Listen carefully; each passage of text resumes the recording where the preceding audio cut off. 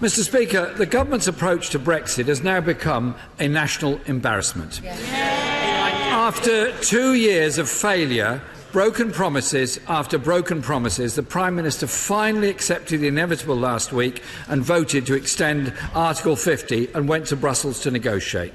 Last week's summit represented another negotiating failure for the Prime Minister. Her proposals were rejected and new terms were imposed on her. We now have an extension until mid-April or May the 22nd. And despite the clearly expressed will of this House, we will still face the prospect of a disastrous no-deal Brexit. This is even more remarkable given that the Minister for the Cabinet Office told this very chamber, and I quote, "Seeking such a short and critically one-off extension would be, in his words, downright reckless." Mr. Speaker, this failure has been compounded by the Prime Minister's attempts last week to pin the blame for this debacle on others. It was wholly inappropriate last Wednesday for the Prime Minister to try and pit the people against MPs. MPs elected here doing their duty to hold the government of the day to account. That is what Parliament exists for.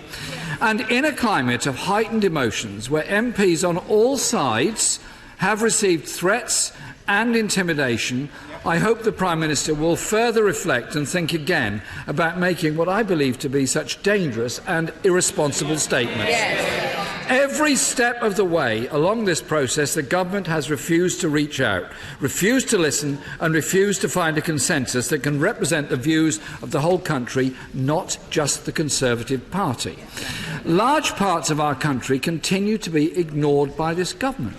No wonder so many people felt compelled to march on the streets or sign petitions over the weekend. Even the most ardent of Leavers, Mr. Speaker, the most ardent of Leavers think this government has failed. It's easy to understand the frustration at this chaos. It exists in this House, in Brussels and across the country. The government has no plan. For them, it's all about putting the Conservative Party before the country.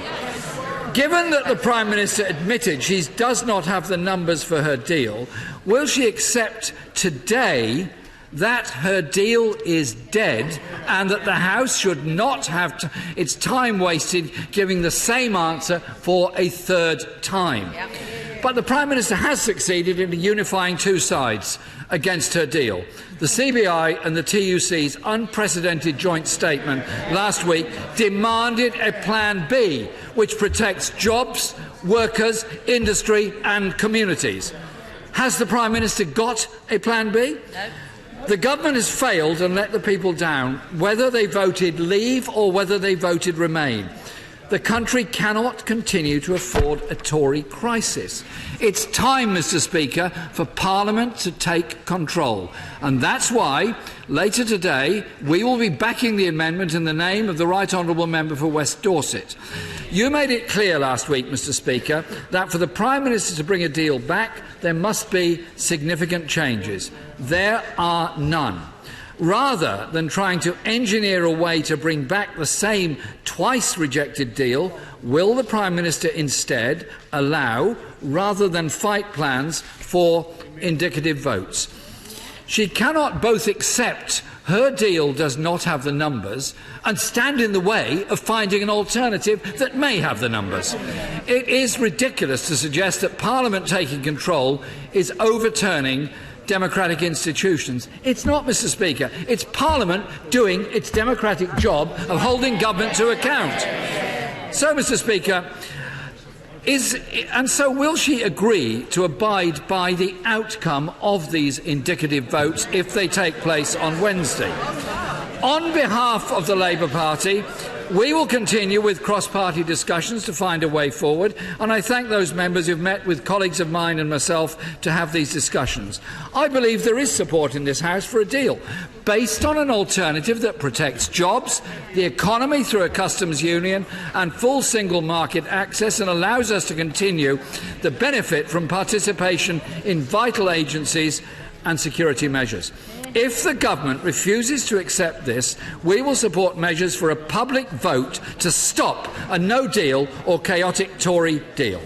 The government has had over 2 years to find a solution and has failed. It's time, Mr. Speaker, we put an end to this and move on from the chaos and failure and begin to clean up the mess. It's time for Parliament to work together and agree on a plan B.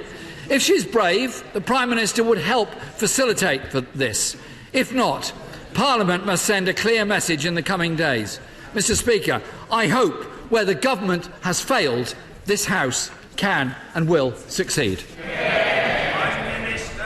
Thank you, Mr. Speaker. Once again, the right honourable gentleman indicates that we still face the prospect of no deal. The House has rejected no deal. As I said earlier, the House has rejected it. It's rejected, I think, twice now, and could very well continue to reject it.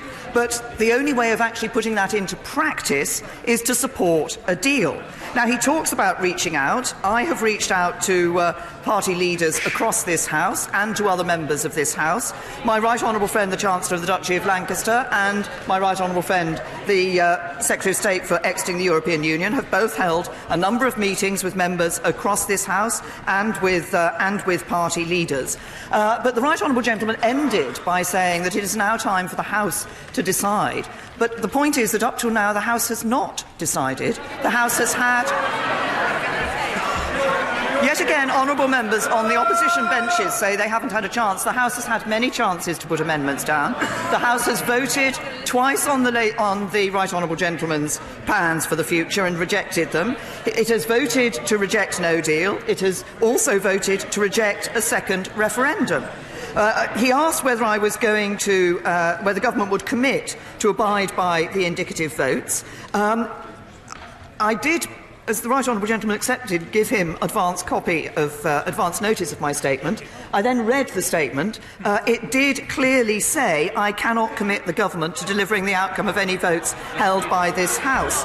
And honourable members, well, the Shadow Foreign Secretary shouts that's not good enough. If she just thinks about this, for a moment, just thinks about this. First of all, we don't know what the options are going to be that will be tabled. Secondly, we don't know what will be selected. But there's another point. I think it is important that no one would want to support an option which contradicted the manifesto on which they stood for election to this House.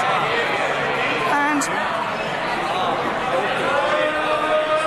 the Chancellor of Duchy of Lancaster obviously will be opening the debate this afternoon and will refer to the processes that are involved in the House. But the right honourable gentleman said it was important that MPs were elected here to make decisions. Yes, to take responsibility and to make decisions.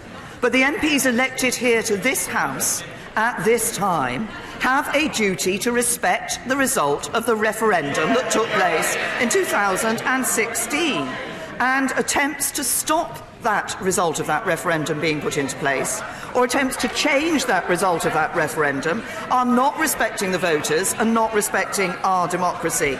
And then finally, the right honourable gentleman mentioned the fact that a number of people had marched on the question of a second referendum. Indeed. Order. The House is in a very agitated state, but it's at an early stage in the proceedings. Calm. The Prime Minister. The right honourable gentleman referred to the fact that a march for a second referendum took place. It is, in fact, the right honourable gentleman's policy. I noticed that his deputy went on the march. I thought the right honourable gentleman normally jumped at any opportunity to go on a march, but on this occasion he wasn't actually there. I can only assume on this occasion he was involved but not present.